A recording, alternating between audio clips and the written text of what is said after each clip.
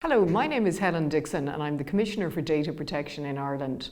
I head up an office called the DPC, that's the Data Protection Commission, and it's our job to ensure that people are aware of and understand the rights and indeed the risks in relation to how their personal information is used by all types of organisations. Firstly, thank you very much for agreeing to take part in this important consultation on children and their data protection rights. By getting involved in this consultation, your school is actively helping to shape the delivery of higher data protection standards for young internet users across the EU. So what does it actually mean to talk about higher standards of data protection? Well, it means that for all of us, and especially children, we should have clear notice when our personal information is being collected, we should know why it is being collected, and what it will be used for. While this can be quite straightforward in the real world when we fill out a paper-based form with our contact details at the dentist, for example, this can be less obvious and straightforward in an online internet context. Websites, apps and social media platforms, they collect information from us in many different ways. They watch and record what we browse and view, they can see whose pictures we like, they can even infer our political and religious views by piecing together a jigsaw of our online activity. And often this is happening without us really knowing. That said, in some cases data collection is not harmful. It may be aimed at securing the service we are using or giving us a better and more personalised user experience. However, in other cases it may pose risks for us as individuals, particularly if we're not aware of how our information is being used. For example, it could be used to limit and filter the type of news we're presented.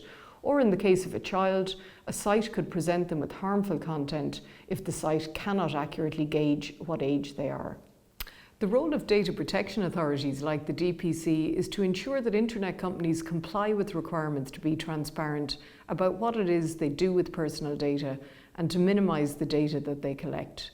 The role for all of us is to be aware of the risks of consciously and unconsciously giving out our personal information on the internet, but also we should understand the rights we have and the safeguards that we can all take. And this is particularly the case as it applies to children. For all of these reasons, the DPC is running this public consultation around issues relating to the specific standards of data protection that apply to children and the rights of children. You as teachers will already be aware that children have a fundamental right under the UN Convention on the Rights of the Child to express their opinion on issues that affect them and for adults to listen to them and take their opinion seriously. We want to respect this right of the child and we're really excited to work with all of you to give children and young people the opportunity to have their say in matters that relate specifically to them. The feedback we receive from your students will be used to produce a series of guidance materials, and we hope this guidance will enable children to understand not only the risks that may arise when they supply their personal information online, but also understand their rights under data protection law. So how can your school get involved? Well, we're sending out a lesson plan pack via email to every school in the country, which contains 3 things. Firstly, a quick start guide to data protection for teachers, then a lesson plan, and finally a poster. The Quick Start Guide for Teachers is a short guide that will give you an overview of things such as what is data protection, what is personal data, and what are the different data protection rights that we all have. This brief fact file should help you prepare for the lesson with your class. We're then asking teachers to use the lesson plan included in the pack as a means of facilitating a discussion with their students about data protection. That lesson plan covers lots of different issues, including common terms and conditions used by social media apps, how companies often use our personal information to target us with ads, and the age at which children should be allowed to make their own decisions about their data protection rights.